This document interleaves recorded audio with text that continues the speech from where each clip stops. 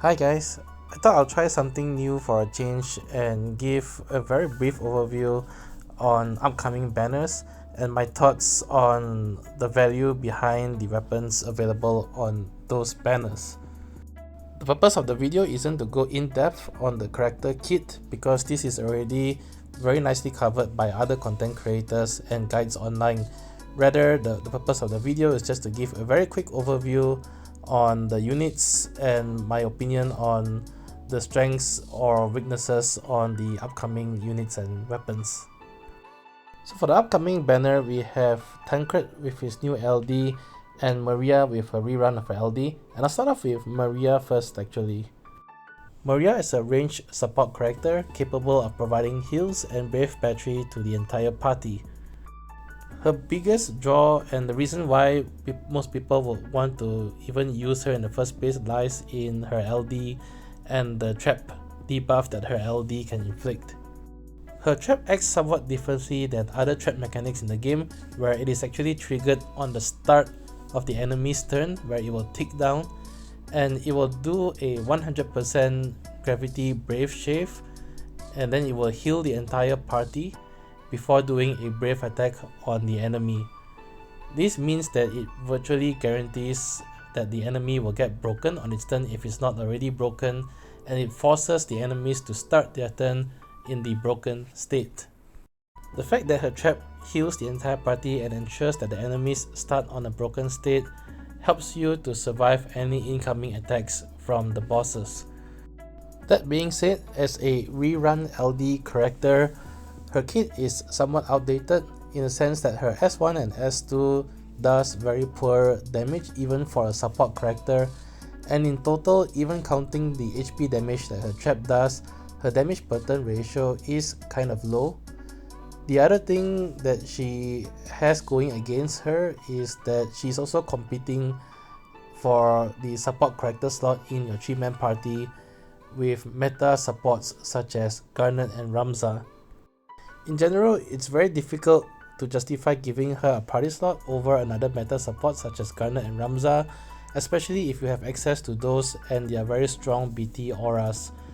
The other thing going against her is that in the current state of the game, where it is so-called garbage time, it's very easy to just steamroll through the stages without giving the bosses many, if any, turns at all. And the less turns that the bosses have, technically the less value Maria has, because you wouldn't be able to see her trap trigger that many times during the fight. And if you're not bringing her for her LD traps, then there really isn't a lot of reason to bring her in the first place over one of the any other support characters you may have available. Next up, a little bit about Tancred. Tancred's role is a DPS character, and he's a rather selfish DPS character because he doesn't bring much to the table beyond his ability to deal damage. I guess he does also have the ability to inflict poison, but at this stage of the game, many other characters can also inflict poison.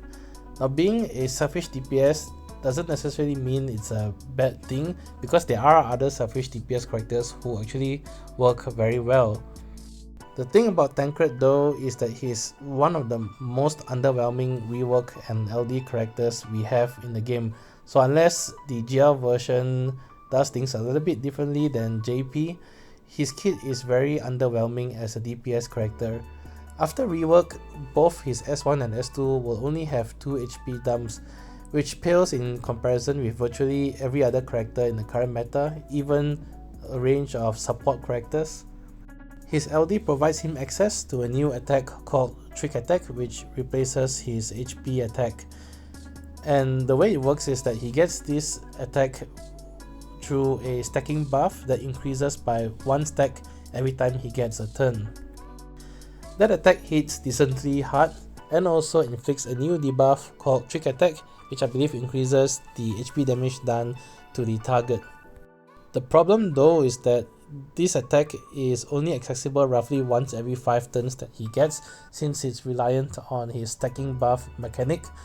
And really the question is, why would you want to depend on a character who has this conditional just to deal decent DPS damage when you can probably just bring one of your other DPS characters and do probably more damage than what Thancred can bring to the table in the first place.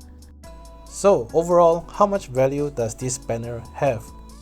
If you're a new player, I think there may be some value in Maria's LD because her LD provides a layer of protection as you're attempting new stages. Since there's a lot of DPS options available, even for new players, I wouldn't really recommend chasing after Thancred.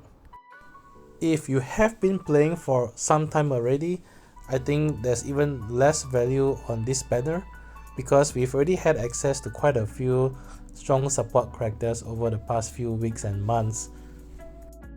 Like I said before, Maria really isn't needed in the current meta anyway because you can complete many of the Lufenia Plus fights without giving the bosses any turns. Overall, I think this banner is an easy skip. I already have Maria's LD anyway and I token Laguna's BT, and I really have no interest in Thancred at all unless they give him some sort of super rework or something.